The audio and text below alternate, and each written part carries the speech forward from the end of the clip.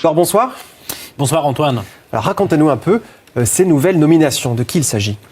Alors le Parlement russe continue d'envisager les candidatures proposées par le président au poste clé du gouvernement.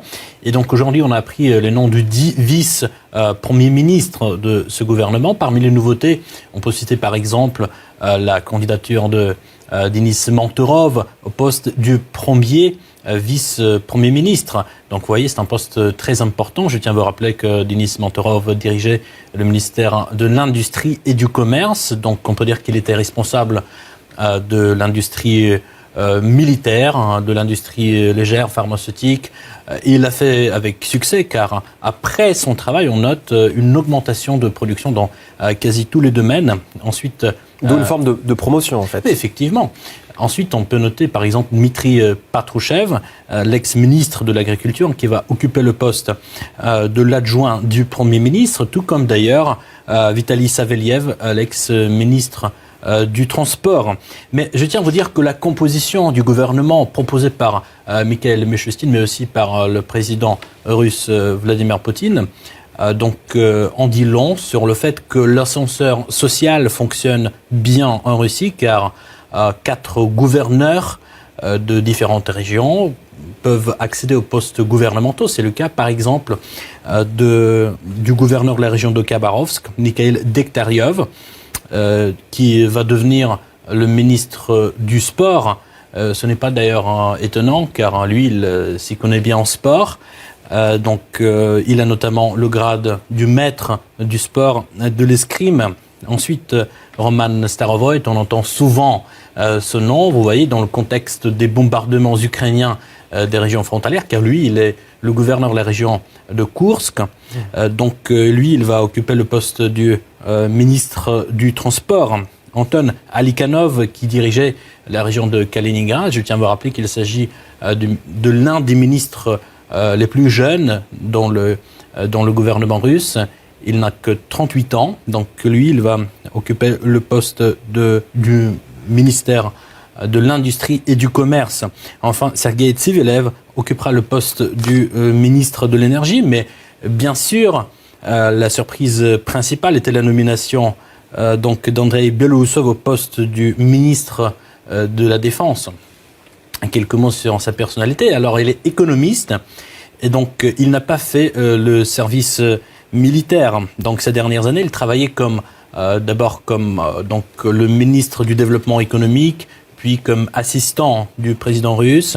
Et donc dans le dernier cabinet, il travaillait comme le premier vice-premier ministre. Souvenez-vous par exemple l'année 2020 lorsque la pandémie du Covid-19 faisait rage.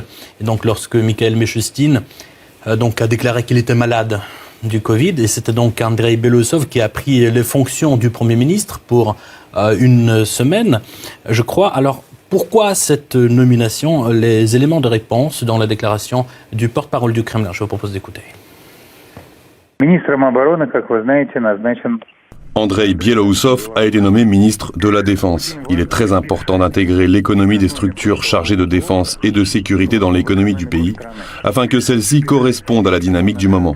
Deuxième point important à remarquer, c'est qu'aujourd'hui, sur le champ de bataille, gagne celui qui est le plus ouvert aux innovations et à leur mise en œuvre dans les meilleurs délais.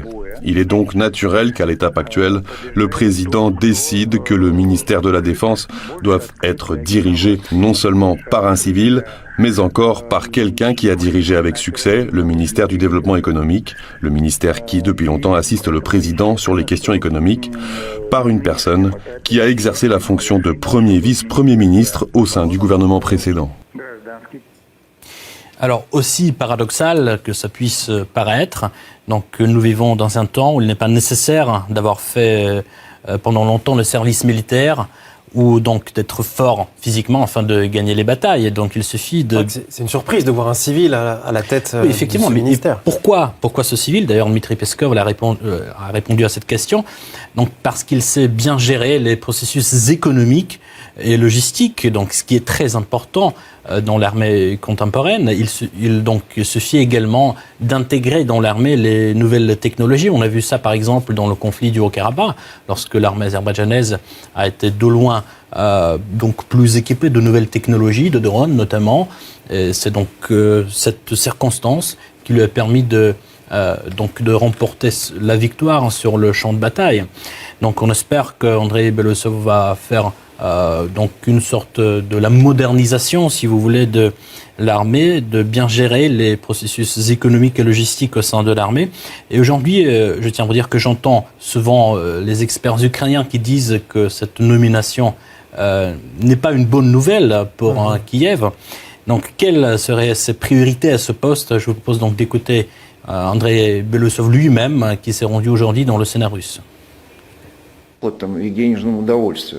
Nous avons encore beaucoup à faire dans ce domaine. Je ne citerai que quelques points.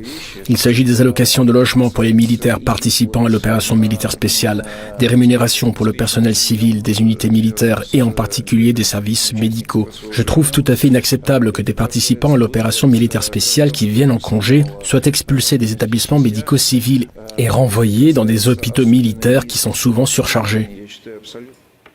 Donc Belousov se présente surtout et avant tout comme un manager très efficace. Donc voici comment le caractérise la présidente de la Chambre haute du Parlement. Écoutez. Andrei Belousov est très expérimenté. Je me souviens de lui comme un ministre du développement économique et comme un assistant du président russe très performant. Ces dernières années, il était le premier vice-président du gouvernement russe. La période actuelle exige des personnes dotées de certaines qualités. À mon avis, c'est un très bon choix de la part du président russe. Et du coup, que va devenir le désormais ancien ministre de la Défense, Sergueï Shoigu ? Alors, Sergueï Shoigu va occuper le poste du secrétaire du Conseil de sécurité russe. Certains le considèrent donc comme une promotion, car le Conseil de sécurité russe s'occupe vraiment de toutes les questions liées à la sécurité russe, qu'il s'agisse de la situation sur le champ de bataille, ou donc la lutte antiterroriste, ou encore l'approvisionnement de l'armée. Donc on voit qu'il s'agit d'un organe vraiment très important. Donc il est dirigé directement par le président russe. Et donc je tiens à vous dire qu'aujourd'hui, Sergueï Shoigu, pour la première fois, a pris part donc, dans le Conseil de sécurité russe en tant que son secrétaire. Alors justement, celui qui était jusqu'ici secrétaire, que va-t-il devenir ? Alors vous parlez évidemment de Nikolai Patrushev. Donc on va prochainement apprendre son nouveau poste. Le porte-parole du Kremlin n'a pas dit précisément que va-t-il faire. Je parle bien sûr de Nikolai Patrushev, donc on va apprendre très prochainement, mais personnellement je pense qu'il va occuper le poste de l'assistant du président russe lié aux questions de sécurité, car lui c'est quelqu'un qui a une expertise vraiment très riche, très forte dans les questions liées à la sécurité, car il était donc le secrétaire du Conseil de sécurité russe depuis 2008.